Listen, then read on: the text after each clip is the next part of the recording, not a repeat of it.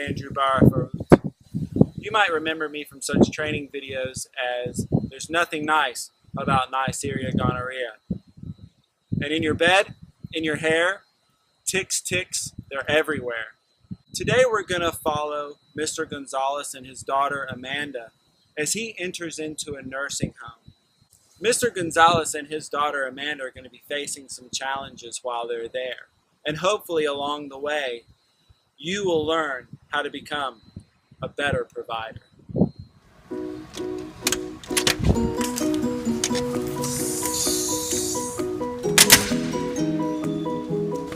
Come on, Dad. Why are you doing this? I have a meeting to get to in 10 minutes, Dad. I don't have want much to time. go. Come on. I know you don't want to, but I can't handle you right now. So you have to stay here, okay? Why are you doing Come on. this? I have a meeting.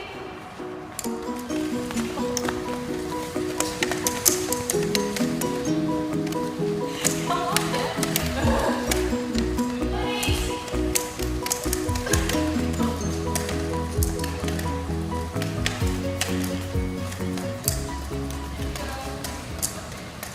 Hi. Here to check in Mario Gonzalez. All right. Give me room 252. 252, Dad. That's the floor. You can't have that plant. He loves his plan. Well, it's rules. I'm sorry. I don't make the rules. We I just don't follow want to stay if I can't keep my plan. Dad, you're gonna love it here, okay? You're gonna love Not it. my Hang on. plan. I need to take these. You're not keeping the plant. Can I have a cat? No. No pet. No pets. Do they want to let me keep my plan? Dad, you're gonna be fine. It's great. All right. My meeting has been Dad, so I can't stay. Okay, I have to go. All right. You're I'm gonna gonna show be you fine, the room. okay? Come on. I'll call you. Come on, Mr. Martinez. Mr. Gonzalez. All right. Well, come on.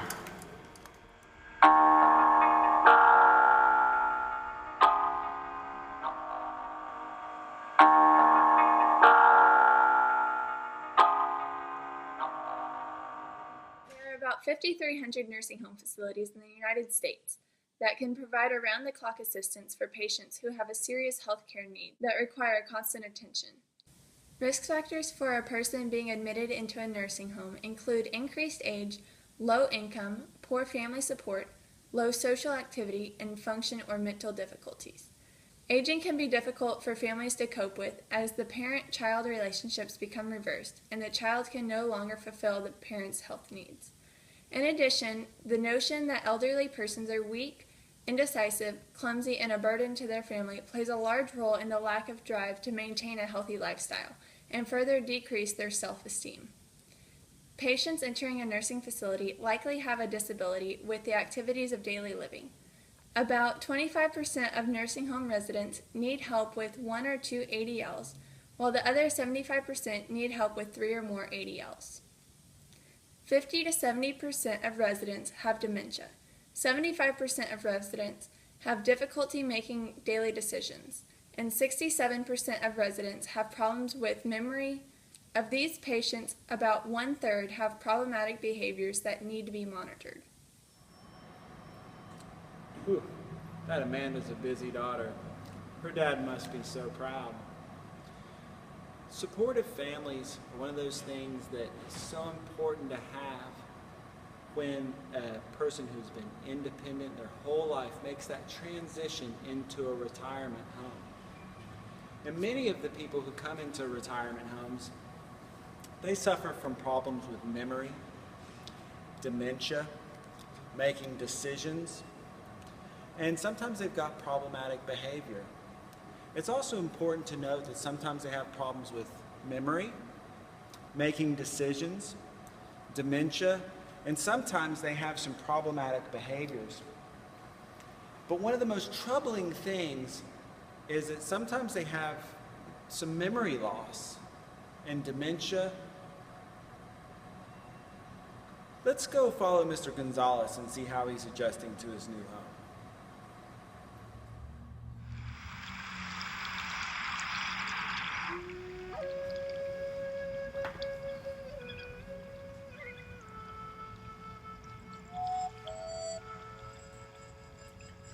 Sorry, I brought your medication. You need to take your Lasix. It's Mr. Gonzalez.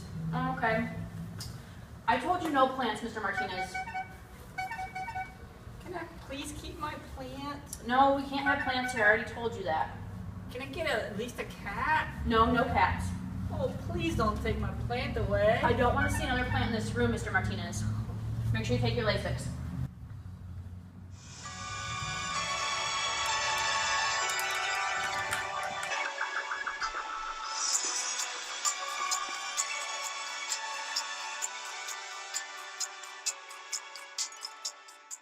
Of the 5,283 facilities in the United States from January 1999 to January 2001, 30% of nursing homes were cited for about 9,000 instances of abuse.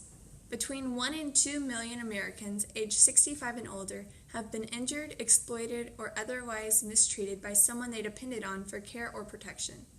Sadly, for every case of elder abuse, neglect, exploitation, or self-neglect that is reported to authorities, 5 more cases go unreported.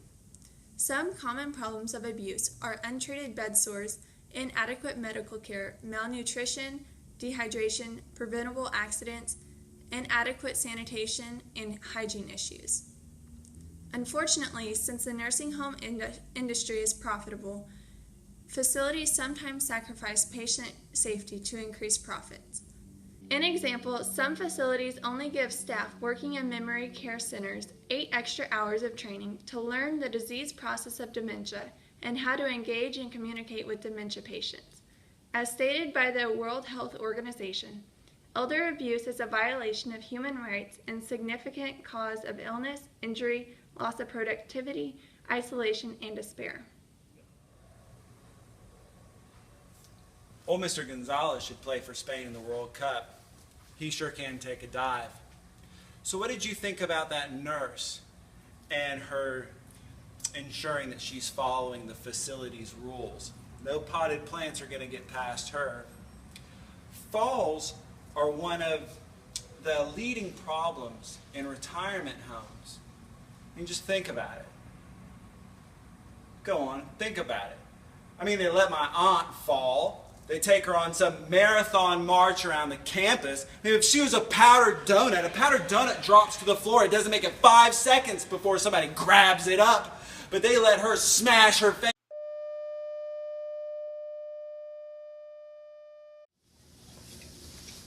Hi, Britzy. My name is Morgan Thomas. I'm a PA, and I'll be checking on our patient, Mario Gonzalez. I kind of want to just talk to you and see how he's doing and make sure that you've been giving him his Lasix like we talked about. Oh, yeah, every day. Okay, great. Well, I'm going to go ahead and go in and check on him, see how he's doing, and I appreciate you working with him, okay? Okay.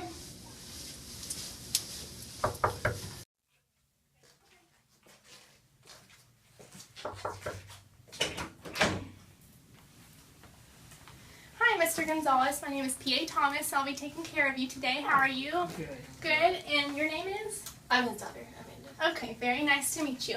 Well, I'm in here just to kind of talk about the water pills that you've been taking, see how they've been treating you. Do you feel okay? Yeah, feel Yeah? Okay. Well, I think I need to check on your legs and see if you've been having any extra swelling. So let me go ahead and just come down here and see what's going on. I'm going to lift your pant leg a little bit. Oh, look at those socks. Very nice, Mr. Gonzalez. Let's see if you have any swelling going on. Okay, just pull your pants back down there. Looks like you're having a lot of swelling, so I think what we're going to have to do is really bump up that Lasix that you've been taking. And I think we should throw in like some HCTZ, some Tolvapt, and really make sure we get that swelling down. Does that sound good to you? Yeah, whatever. It's fine. Okay. Well, I'm going to go ahead and talk to Britzy, and she's going to adjust all those medications, get you taken care of, okay? Okay. All right. It's very nice to see you. Nice to see you, too. All righty. Y'all take care.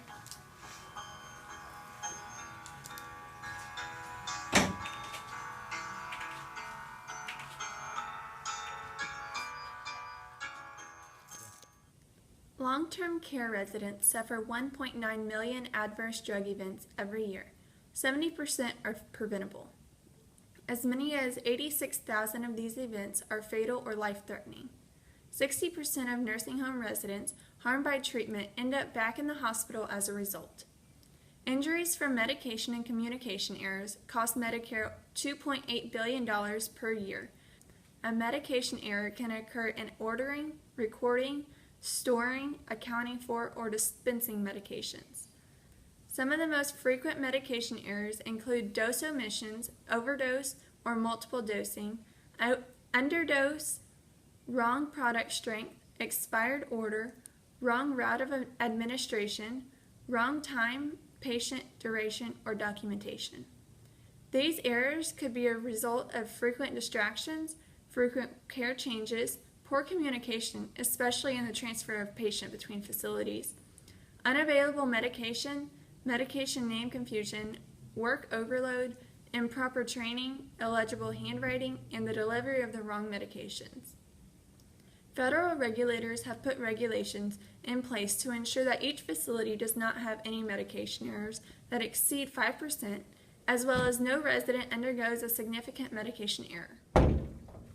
To quote Led Zeppelin, looks like we had a communication breakdown.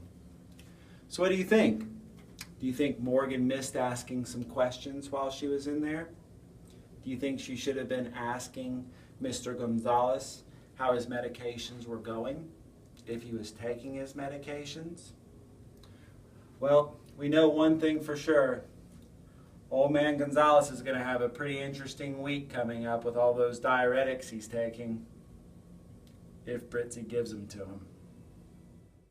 So we're going to talk about a few of the solutions to the problems that we presented with nursing home patients. One of them is lack of adequate medical care. So we saw that the CNA staff wasn't exactly trained as they should be. So that's one of the big solutions, is making sure everyone has proper medical training.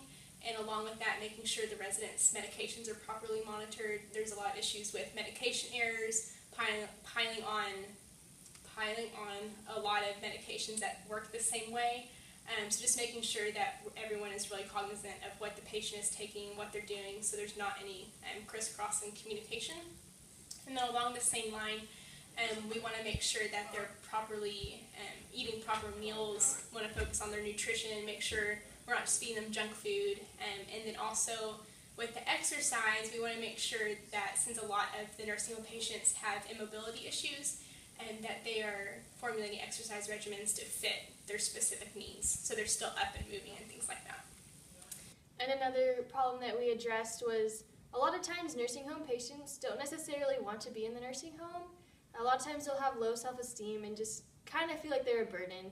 And something that we can do as providers is to really just encourage them and to provide them with ways that are going to stimulate their minds. So whether that's taking them on day trips to interesting places, or giving them puzzles or crossword puzzles, things to do where they're still thinking, they're still active. And another problem that a lot of nursing home patients face is lack of family support.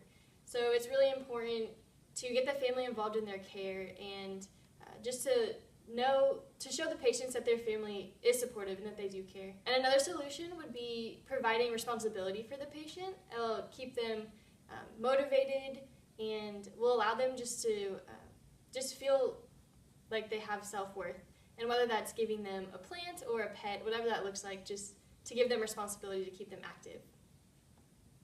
Now we're going to go to the campus of the University of North Texas Health Science Center to talk with one of the professors in the physical therapy department about properly setting up walkers for the elderly.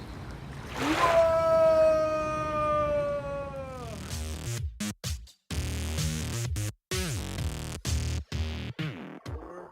The muscle weakness is especially the both legs got weaker.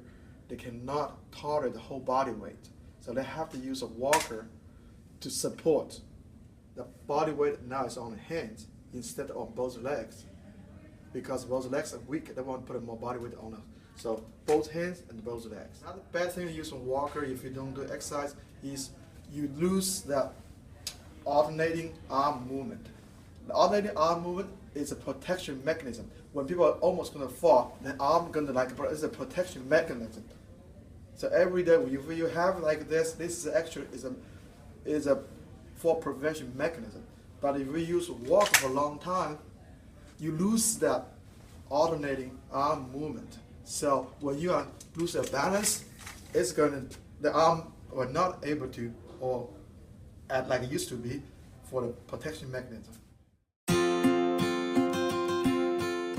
what are you using as your determination for if it's too high? The wrist joint? Wrist joint line.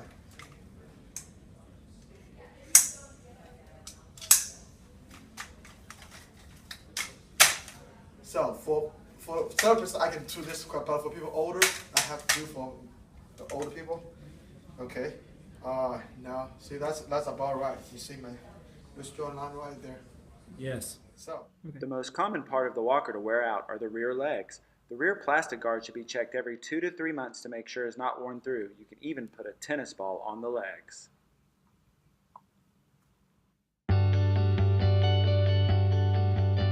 You see my heel? Suppose the line, my heel line with this posterior legs. Mm-hmm. So you want to walk like this, slowly. Okay.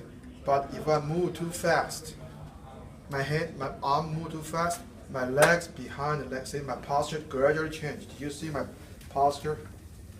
So most of the people walk like this. Mm. So that's a bad posture. So by doing this, I'm gonna turn around. The center of gravity gonna be changed. If I'm standing like this, center of gravity is on my body. Now if I'm moving like this, the center of gravity is moving forward. So anytime I move too fast, I'm gonna like this, going to fall. Yeah. So that's the way. Most time people use a walker or people getting older get a fall.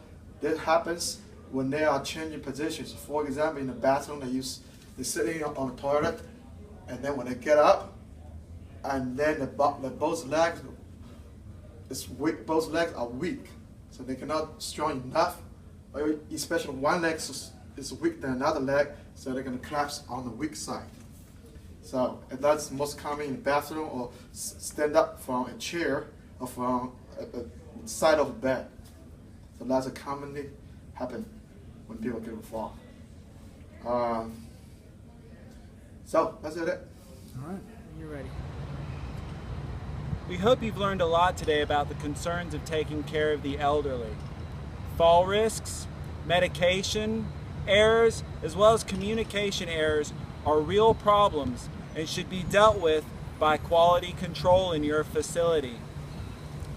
It's been great having you here today, and I just want to leave you with one word. Remember, if you want to climb the ladder of success, don't be dressed in the costume of failure.